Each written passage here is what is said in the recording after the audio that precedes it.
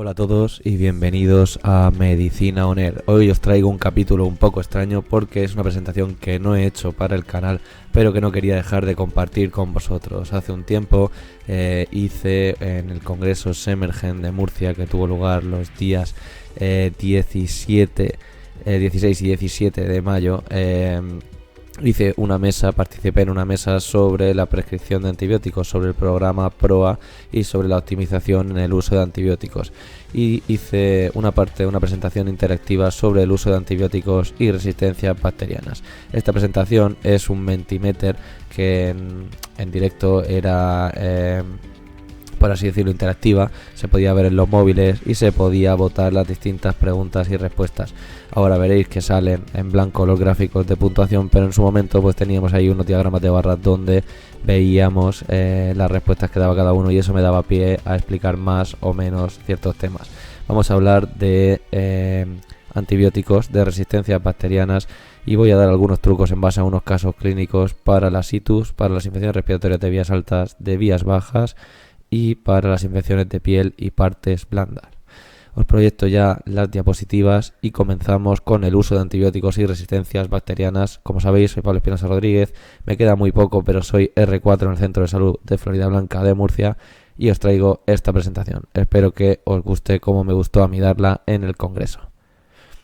Bueno, como sabéis y como introducción, los antibióticos fueron una revolución en la medicina moderna que han salvado millones de vidas. Se descubrieron de manera, pues por serendipia, por una contaminación de un cultivo bacteriano por el hongo Penicillium, que vieron que inhibía el crecimiento de esas colonias bacterianas, pero más recientemente se ha sabido que su elevado uso altera la ecología bacteriana, y esto no es un fenómeno individual que afecte a un paciente individual, sino que es un fenómeno comunitario. Se sabe que la exposición a antibióticos favorece la selección de colonias de microorganismos y el desarrollo de mecanismos de resistencia. Estos mecanismos de resistencia son un fenómeno natural e inevitable, pero nosotros queremos proponer una perspectiva un poco mejor y deciros que sí se pueden frenar, o al menos no favorecer, aunque no se puedan evitar.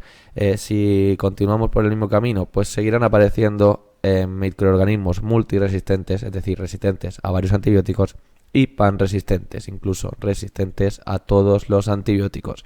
Aquí hablaba de que la OMS ya ha reconocido la posibilidad de una era posantibiótica, ya que la diseminación de bacterias multiresistentes, unida a la escasez de desarrollo de nuevas moléculas antibióticas que sean una alternativa a las clásicas, son dos de los pilares fundamentales que pueden afectar a la salud pública, y hay que afrontarlo ya que se puede limitar no solo el tratamiento de las enfermedades infecciosas, sino también el desarrollo de la medicina moderna tal y como la conocemos, ya que hay muchos procedimientos que se basan en la terapia antibiótica para poder ser, por ejemplo, la mayor parte de cirugías, de trasplantes, la prematuridad infantil, el tratamiento del cáncer o la utilización de medicamentos biológicos no serían posibles en un mundo sin antibióticos. De aquí la importancia de este tipo de presentaciones y de programas como los que presentó mi compañera antes que yo, que son el programa PROA y el programa PRAN, que hablaremos un poquito también e incluiremos todo. He de decir que la información de esta presentación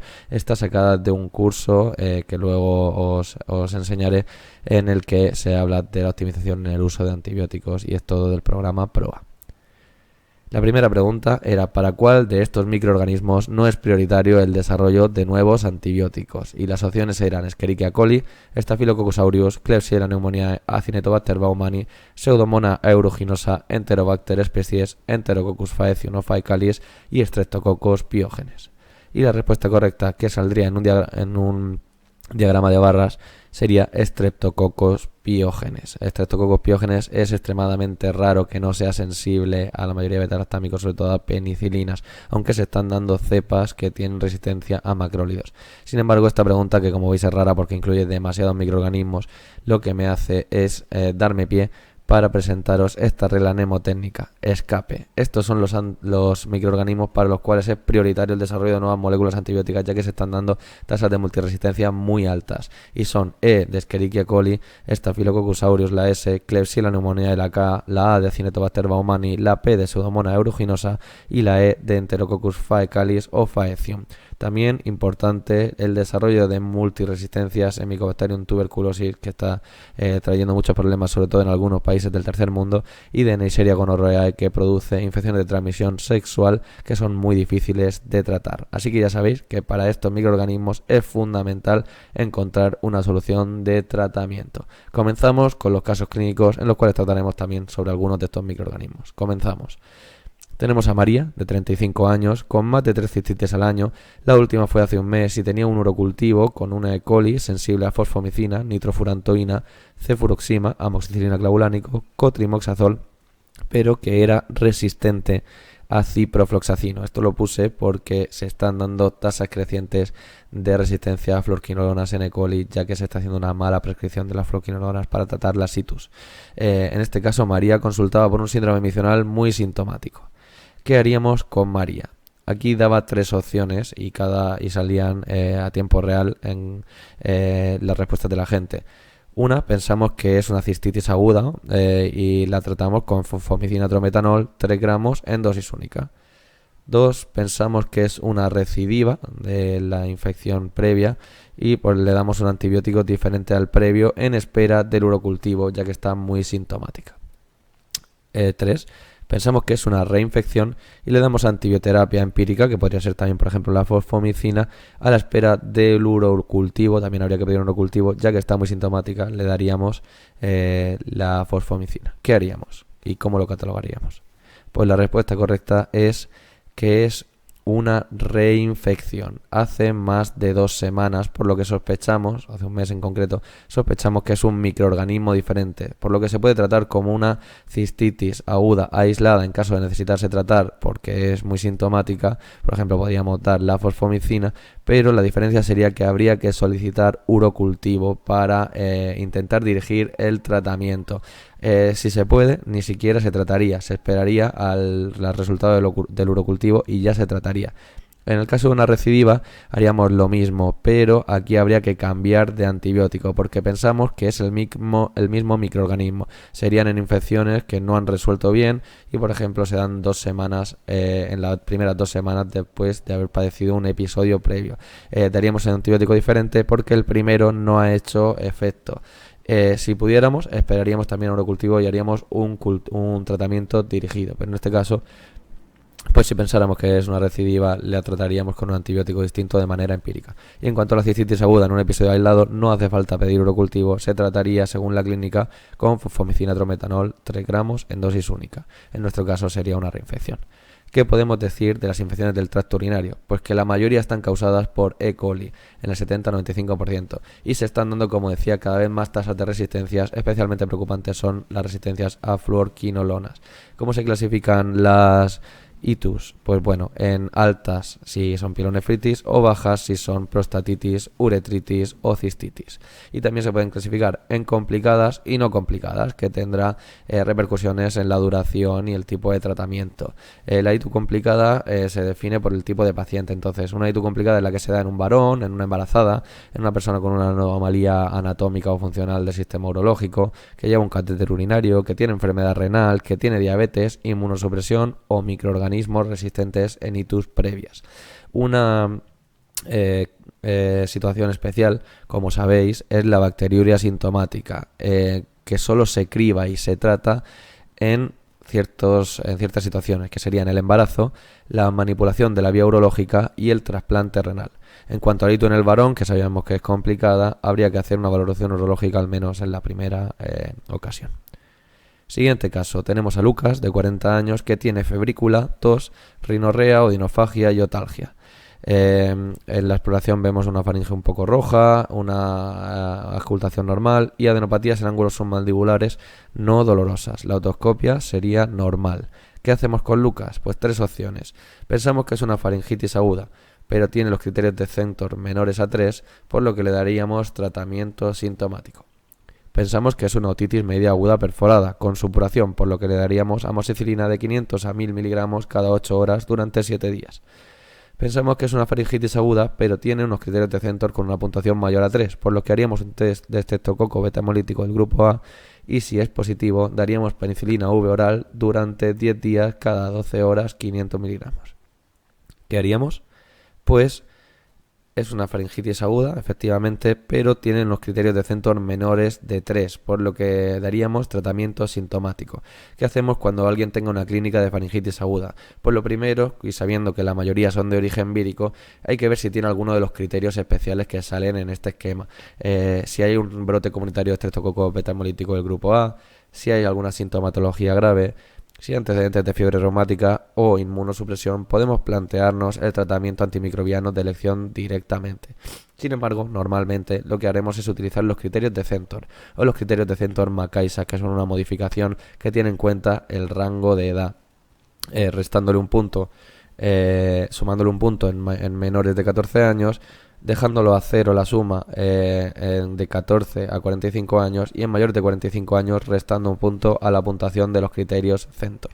Entonces, ¿qué son los criterios de Centor? Pues si tiene fiebre mayor de 38,5 o igual se suma un punto. Si tiene adenopatías cervicales anteriores y dolorosas al tacto se sumaría un punto. Si tiene exudado faringoamigdalar se sumaría un punto. Y si tiene ausencia de tos se sumaría un punto. Si en esta suma da menos de 3, como en nuestro caso, simplemente tratamiento sintomático. Pero si da más o igual a 3, habría que hacer el test de estreptococo, como hemos dicho en la otra opción, y si sale positivo, tratamiento antimicrobiano con penicilina oral. Hay que saber sobre las infecciones respiratorias de vías altas que el resfriado común se considera una rhinosinusitis aguda y normalmente son víricas y resuelven de manera espontánea. Sin embargo, en ocasiones puede evolucionar a bacteriana. Sobre todo hay que estar atento en resfriados que duren más de 7 días, con mucosidad purulenta, fiebre muy alta. Ahí podríamos plantearnos que ya es una sinusitis bacteriana y podríamos plantearnos dar amoxicilina. El 75-90% de las otitis, que también las mencionábamos antes, tiene una resolución espontánea y no precisa antibióticos. Pero en el caso, como en el de la respuesta de la pregunta, si es supurada y con perforación, tendríamos que dar amoxicilina. Tanto en la otitis como en la sinusitis, si en 48 horas con amoxicilina no ha mejorado, habría que añadir clavulánico para cubrir a Haemophilus influenzae. El siguiente caso es de Juan, de 63 años, que es un paciente no fumador que tiene desde hace unos días tos productiva, fiebre, rinorrea y dolor dorsal. La tensión es 140-90, frecuencia 105, frecuencia respiratoria 26, saturación 95% y tiene una temperatura de 38,1. En la auscultación escuchamos crepitantes en la base izquierda. ¿Qué hacemos con Juan, de 63 años? Pues pensamos que tiene una bronquitis aguda, por lo que le daríamos tratamiento sintomático. O por el contrario, pensamos que tiene una exacerbación de su EPOC. Le pasamos los criterios de Antonisen y si tiene una puntuación de 2 o 3 y no tiene riesgo de pseudomonas aeruginosa, le daríamos amoxicilina clavulánico de 500, 875 y 125 de clavulánico cada 8 horas durante 5 días. O por el contrario, pensamos que es una neumonía adquirida en la comunidad, por lo que le haríamos una radiografía de tórax, le pasaríamos la escala CURV 65 y si tiene de 0 a 1 puntos, haríamos manejo ambulatorio con amoxicilina 1 gramo cada 8 horas durante 5 días. ¿Qué haríamos con Juan? Bronquitis aguda, exacerbación del EPOC o neumonía adquirida en la comunidad. Pues bueno, Juan tenía una neumonía adquirida en la comunidad. Sobre esta entidad hay que saber que se trata según el tipo de paciente. En pacientes menores de 65 años sin enfermedad crónica subyacente, como pasaba en nuestra pregunta y era la respuesta correcta sobre Juan, le daríamos amoxicilina 1 gramo cada 8 horas durante 5 días. Como tratamiento alternativo se propone las fluoroquinolonas como el levofloxacino o el moxifloxacino en todos los pacientes. En pacientes mayores de 65 años, que no era el caso, o con enfermedad subyacente crónica, utilizaríamos ya amoxicilina clavulánico cada 8 horas durante 5 días. Y en neumonías que irían en la comunidad con sospecha de microorganismos atípicos, usaríamos también la acitromicina. El tratamiento alternativo de segunda línea serían las fluoroquinolonas, pero hay que saber que en un libro que acaba de sacar nuestra sociedad, el grupo de trabajo de respiratorio, muy recientemente, se propone también el ceftitoreno como alternativa de primera línea, tanto a la amoxicilina como a la amoxicilina clavulánico, tanto en pacientes EPOC como no EPOC, con neumonía adquirida en la comunidad y con exacerbación del EPOC. Hablando de otras entidades, la bronquitis, que era otra de las preguntas, de las respuestas, pues sería una tos de 2 a 3 semanas con expectoración, que puede ser incluso mucopurulenta, pero que la mayoría son de etiología vírica.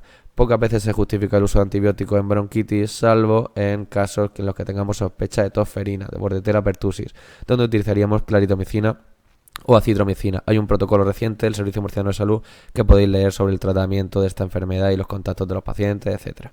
En cuanto al EPOC, los criterios de Anton Isen son los que deberíamos pasar cuando hay una exacerbación del EPOC, y son el incremento de disnea, la cantidad del esputo y la purulencia del esputo. Si cumple 2 o 3, sospechamos de etiología bacteriana y habría que tratar. En cuanto al riesgo de pseudomonas, que es lo que valorábamos antes también en la respuesta, que decíamos que si no lo tenía se trataría con amoxicilina clavulánico. El riesgo de pseudomonas se define por la presencia de exacerbaciones muy frecuentes, haber recibido tratamiento antibiótico, pauta larga de corticosteroides anteriormente, haber estado hospitalizado, tener un EPOC muy grave con un FIC1 menor de 30 o tener bronquiectasias conocidas. Aquí en vez de amoxicilina clavulánico le daríamos levo o ciprofloxacino. Como digo, también en el EPOC se está proponiendo el cetitoreno como alternativa de primera línea a la amoxicilina clavulánico. El último caso es Teresa, de 79 años, que es hipertensa con buen control y diabética con una hemoglobina glicada de 7,3. Tiene antecedentes de una celulitis en miembro inferior derecho tratada con amoxicilina clavulánico hace unos meses y una ITU tratada con cefixima hace un mes. Consulta por aumento del perímetro de la pierna izquierda y por fiebre. Y desde hace 3 meses tiene la herida que se ve en la imagen, que no cura en el maleo externo, que no es dolorosa, pero que sí supura un material purulento.